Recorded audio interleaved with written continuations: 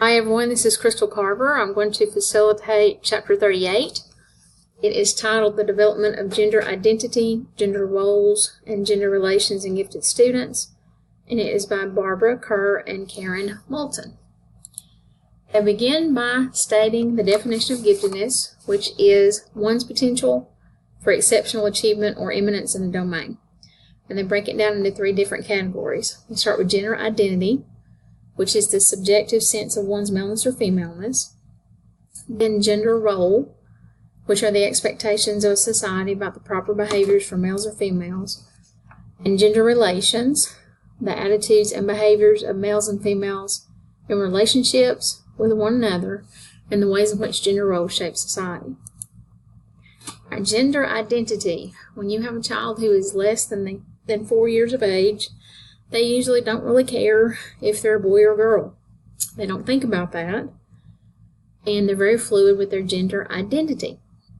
By the age of 4, however, that starts to change, and gender rules are pretty much strictly enforced between the ages of 4 and 8. In later childhood, biological sex is stable.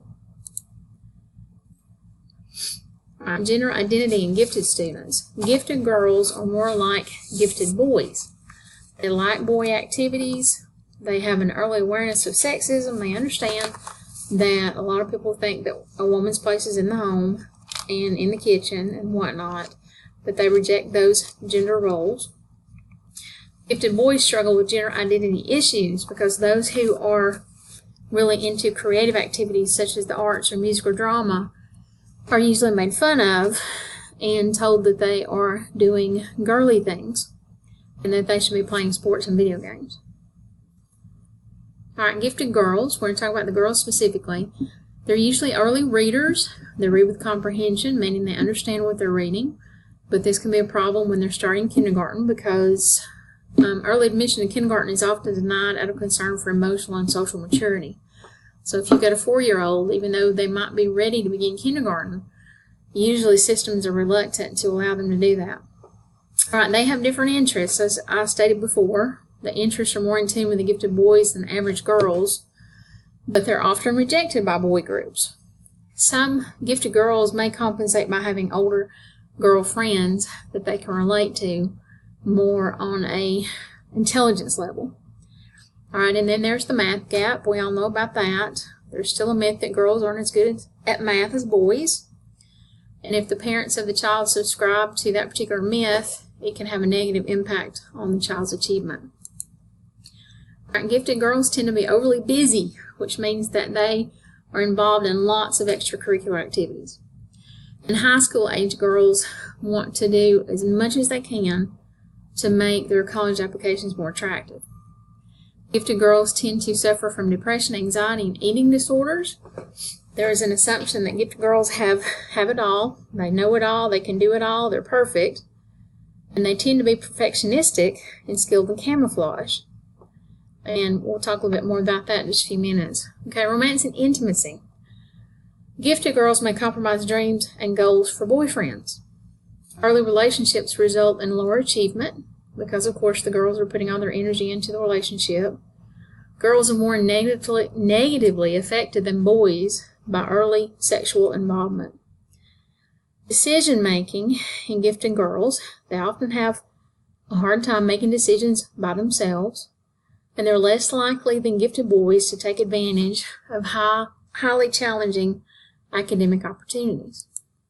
Now we're going to talk about boys. Gifted boys may suffer from kindergarten redshirting, which means that many boys get held back a year in kindergarten because of their lack of social maturity.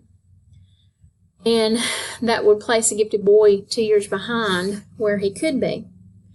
Gifted boys are usually self-sufficient, or they're thought to be self-sufficient.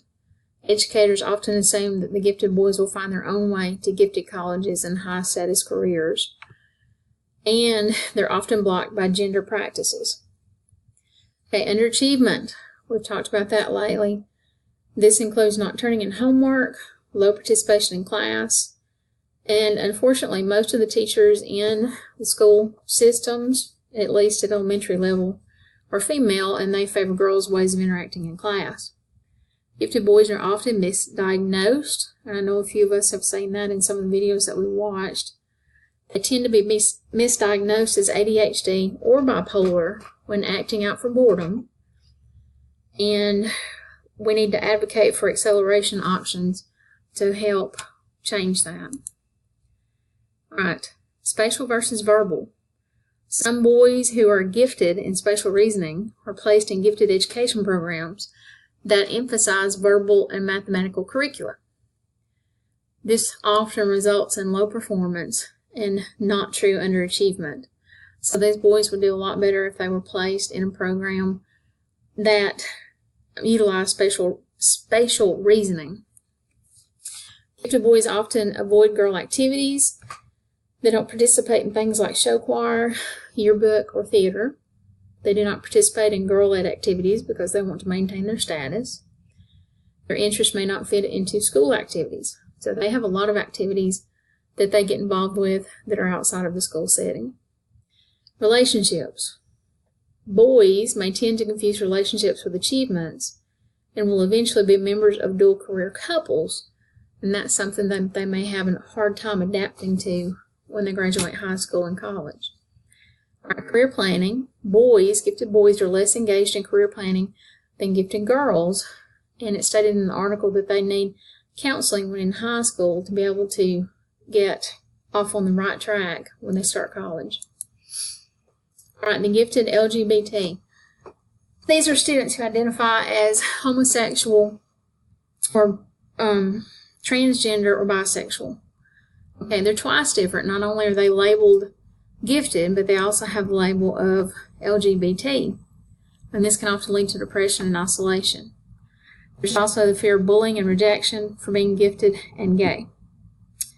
All right, their ability to read, this can be an advantage because they can learn more about the LGBT community, and they can develop alliances that can strengthen their talents and broaden awareness of the LGBT community today. Career planning. These students have concerns about physical and emotional safety. They may not be able to take courses or programs of interest out of concern for safety, and they're more likely to choose safe careers. All right, so gender relations, and distance from privilege. This is where it gets a little bit more convoluted. Okay, the authors like Subotnick's model of talent development, but they decided that there were two things that were lacking in the model. Gender, more specifically women's entry into the top positions in the STEM fields, and distance from privilege, which moderates all forms of opportunities. Okay, this is what gender relations entails. It refers to the impact that a romantic partner has on an individual's career, ambitions, and development. Believe it or not, the article said that 80% of college women's conversations outside of the classroom were devoted to relationships with men. College women spend large amounts of time helping boyfriends with homework, housework, and taking responsibility for family-related tasks. I know a lot of you are in that situation right now. Marriage and Family distinguished female academic scientists who succeeded in achieving tenure-track positions in STEM careers. Partner support, beliefs about social roles, and family needs have a more prominent influence on career decisions than the career ambitions of college women.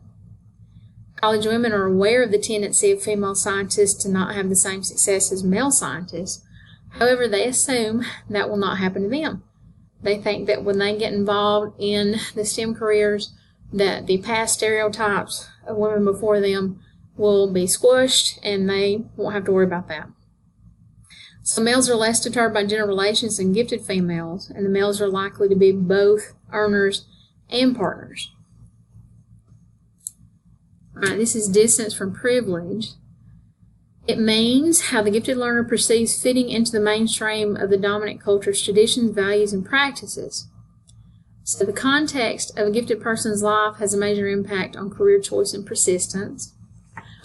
The predictions of potential based on ability should include the capacity to overcome certain barriers created by a person's distance from the center of privilege and power. An economic resource is not the same as having social connections.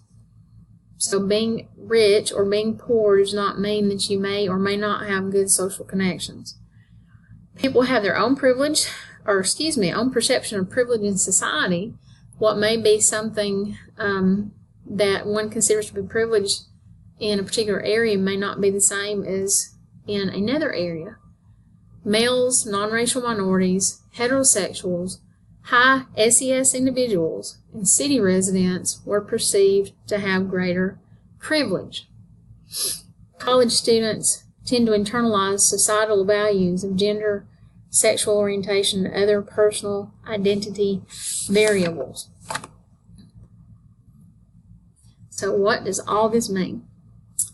The model of talent development can provide a set of guidelines for gifted boys and girls, but bear in mind that for gifted students, academic and career development cannot be treated separately from gender identity, gender role, and gender relations.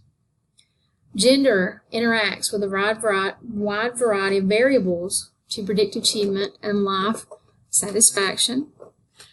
Gifted students who diverge from the heterosexual or gender role norms face difficulties with peers. And where a student may be lacking in one area, a strength in another area can propel the student forward.